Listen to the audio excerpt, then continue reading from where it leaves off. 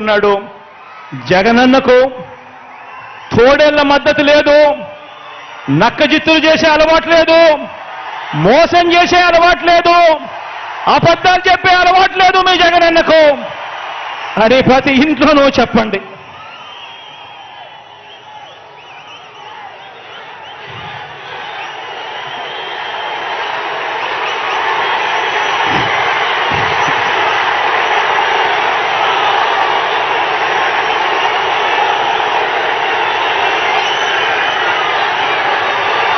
ఒకటి అసెంబ్లీకి, ఒకటి పార్లమెంటుకు, ఒకటి అసెంబ్లీకి, ఒకటి పార్లమెంటుకు ఫ్యాన్ మీద మీరు నొక్కితే మీరు గత ఎన్నికల్లో బటన్ నొక్కి పెట్టెలో బంధించిన చంద్రముఖి బెడద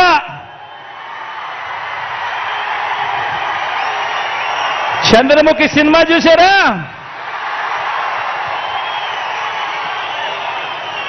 ఒకటి అసెంబ్లీకి, ఒకటి పార్లమెంటుకు ఫ్యాన్ మీద నొక్కితే మీరు గత ఎన్నికల్లో బటన్ నొక్కి పెట్టెలో బంధించిన చంద్రముఖి బెడద ఇక శాశ్వతంగా మీకు ఉండదు. చంద్రగ్రహణాలు ఉండవు. లేదంటే చంద్రముఖి సైకిల్ ఎక్కుతుంది,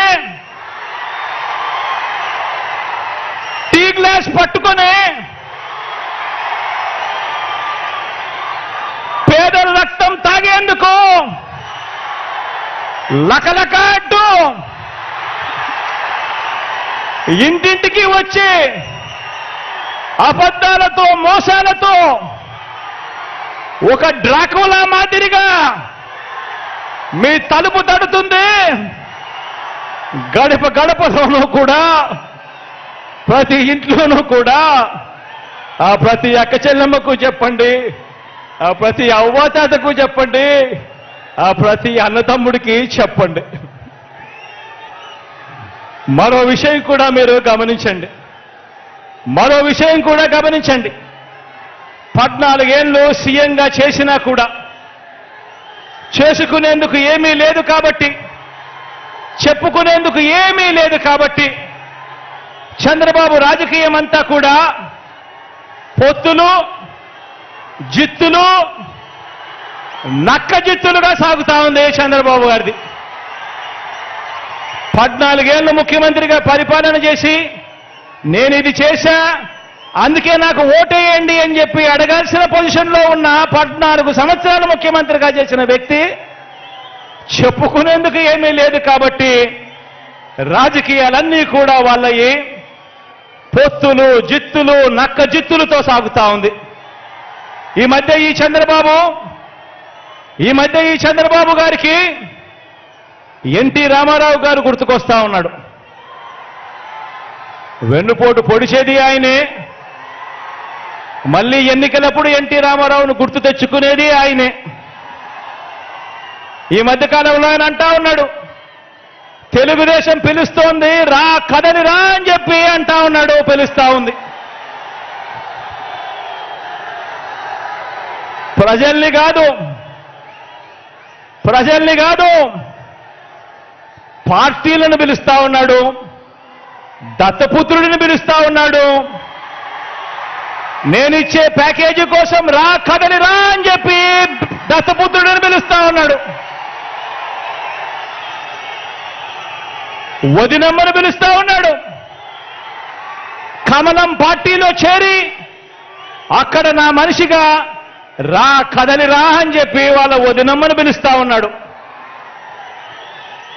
రాష్ట్రాన్ని అన్యాయంగా అడ్డగోలుగా విడగొట్టిన రాష్ట్ర ద్రోహుల పార్టీని వైఎస్ఆర్ గారి మరణం తర్వాత ఆయన పేరును కూడా అన్యాయంగా ఛార్జ్షీట్లో పెట్టిన నమ్మక ద్రోహుల పార్టీని 4 ఓట్లు చీల్చినా చాలు నువ్వు కూడా రా కదలి రా అని చెప్పి చంద్రబాబు నాయుడు గారు పిలుస్తా ఉన్నాడు. అసలు బాబుకి, దత్తపుత్రుడికి, వదినమ్మకు, చంద్రబాబు బ్యాచ్కి ఈ స్టేట్లో ఈ స్టేట్కి వారికి సంబంధమే లేదు. ఈ రాష్ట్రానికి వారికి సంబంధమే లేదు. ఏ ఒక్కరూ మన రాష్ట్రంలో ఉండరు. వారంతా కూడా నాన్ రెసిడెంట్ ఆంధ్రాస్.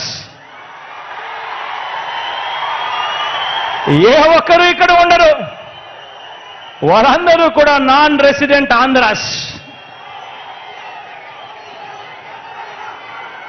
వారికి ఏనాడైనా ఎప్పుడైనా కూడా ప్రజలు ఎప్పుడు గుర్తుకొస్తారు అని అంటే ఆ ప్రజలతో వారికి పనిబడినప్పుడు మాత్రమే ఈ రాష్ట్రమైనా గుర్తుకొస్తుంది, ఈ రాష్ట్రంలో ఉన్న ప్రజలైనా వాళ్లకు గుర్తుకొస్తారు. కాబట్టే ఆయన సైకిల్ను, కాబట్టే ఈ పెద్ద మనిషి సైకిల్ తొక్కటానికి ఇద్దరిని, దాన్ని తోయటానికి మరో ఇద్దరిని పొత్తులో తెచ్చుకొని రా కదలి రా అని చెప్పి పిలుస్తా ఉన్నాడు. ఈ పెద్ద మనిషి చంద్రబాబు నాయుడు గారికి పొత్తే లేకపోతే కనీసం 175కు 175 చోట్ల ఎన్నికల్లో పోటీ చేయించుకునేందుకు కనీసం అభ్యర్థులు కూడా ఈ పెద్ద మనిషి చంద్రబాబు నాయుడు గారికి లేరు. ఇలాంటి దిగజారుడు పార్టీలన్నీ మీ జగనన్నే టార్గెట్గా ఆయుధాలు రెడీ చేసుకుంటా ఉన్నాయి.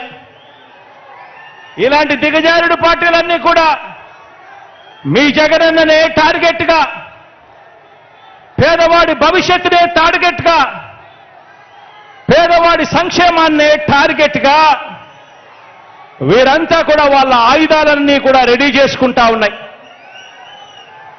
వీరితో యుద్ధానికి నేను సిద్ధం, వీరితో యుద్ధానికి నేను సిద్ధం. మీరు సిద్ధమా అని అడుగుతా ఉన్నాను.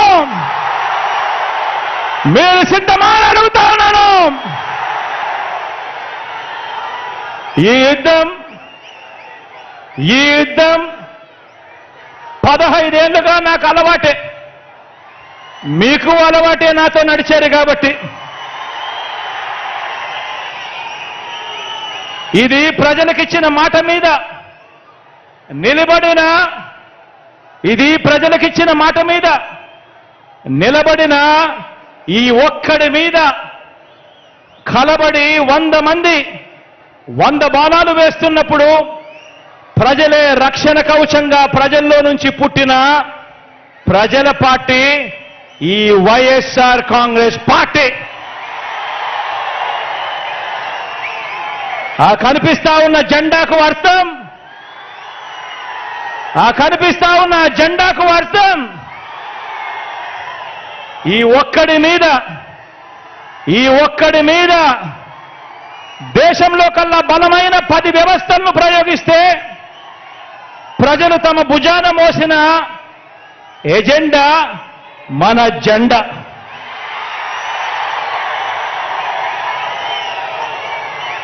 వంద బాణాల్ని, కౌరవ సైన్యాన్ని ప్రజాక్షేత్రంలో మరోసారి ఎదుర్కొనేందుకు, మరో గొప్ప ప్రజా విజయాన్ని సాధించేందుకు మీరంతా కూడా సిద్ధమేనా అని అడుగుతా ఉన్నాను.